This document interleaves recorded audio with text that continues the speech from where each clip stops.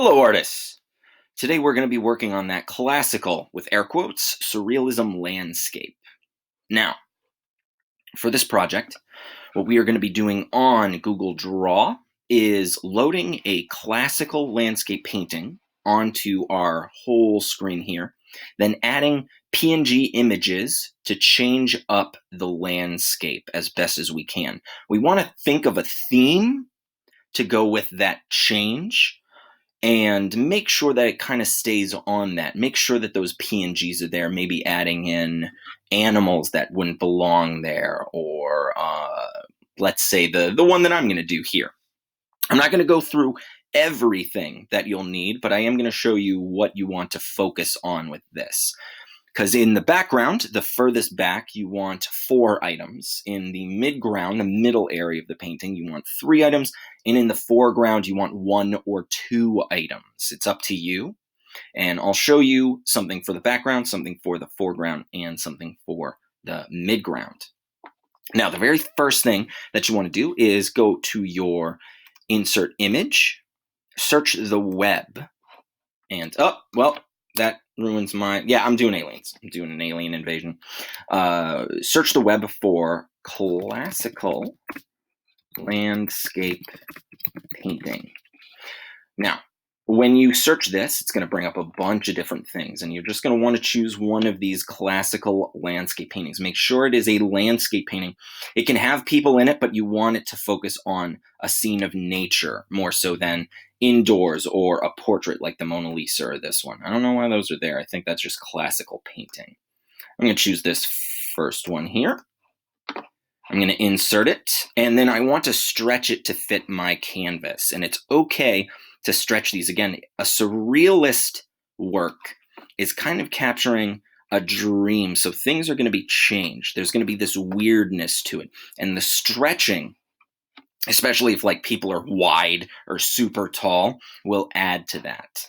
Now that I've got my background, my classical painting in there, time to switch it up. So first thing I want to do is we're going to work on the background first, the furthest back.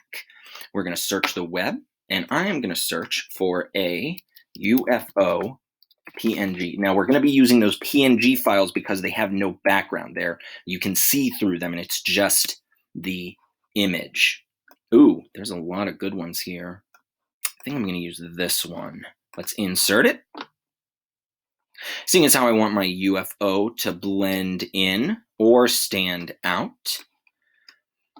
Now, standing out would be just this. It looks pretty decent, but it's very obviously different from the rest. Now, to make it blend in, this is what we want to do. We want to, well, first of all, let's rotate it just a bit so it maybe has a different look to it. And then we're going to go to Format Options. We're going to focus on the transparency. In the background, things become blurry as they go further away. And there's not as much detail, just like those mountains there. They're not as detailed in the painting.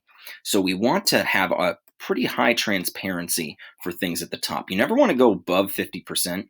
50% is going to have it very transparent, and it will kind of start to disappear and ghost-like.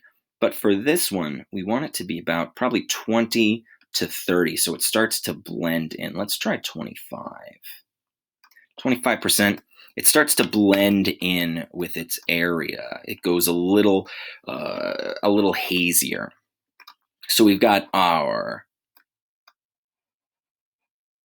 alien spaceship right there. And then I'm not going to do the 4 that you need in the background, but you could just repeat that, make them smaller or bigger. Make sure that you don't have them, see, because this tree is very detailed, so that's probably going to be the midground. Your background is going to be focusing over here where you can fit it in.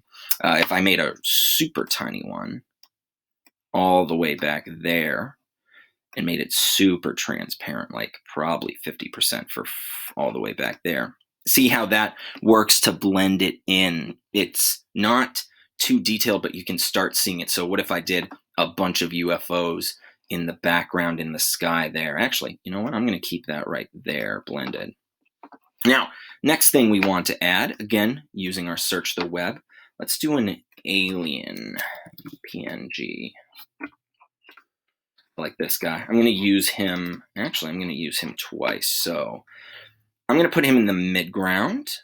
I want him to be near this dog. First off, lounging with that dog, just hanging out.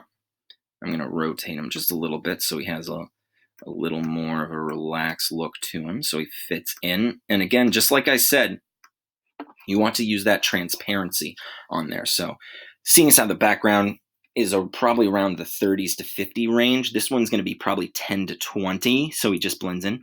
So let's go to 20, see how that looks. Yeah, he blends in pretty well there. He looks pretty decent. And now the foreground. Now, for this one, the midground could be back there. We could do, like, let's say a spider tank. Actually, you know what? That could be the foreground. Seeing as how this is super close, that dude actually would count as the foreground. So you know what? I'm going to look up a alien tank for this alien invasion. We've got a UFO. Ooh, I like that. Let's see what we can do with this. Oh, nice. Okay, so here's what we're going to do. We're going to make it small so that it fits back here in our midground. We're going to rotate it so it's a little more on the ground. We want it to blend in and make a little bit more sense.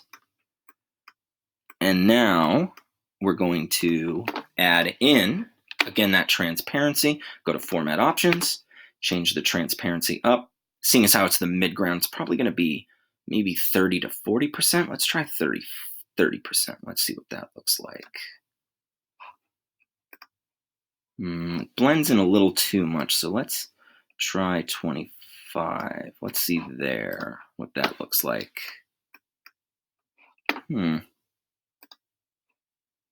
Maybe try adding in contrast. Let's see. Nope. Ooh, there we go. So you can start playing with the brightness and the contrast as well to change up the image to see how well it fits in. I think we're going to keep it there. Maybe add the transparency a little bit less. Let's go to 20%. Yeah, I like that. There we go. So we've got something in the background. We've got something in the midground. And we have something in the foreground. Now, again, for the foreground, if you want to change that transparency up, maybe make it 10% so he stands out a little more, you can. But as it goes further back, it's going to get smaller and more transparent. So again, that transparency is going to be higher the further back it goes. And the size, you want it to fit in as best as you can with the image itself. So we've got an alien invasion. I'm going to have this as a finished version on the readout on our little presentation. So please check that out. Can't wait to see what classical surrealism landscapes that you make. Have a great day.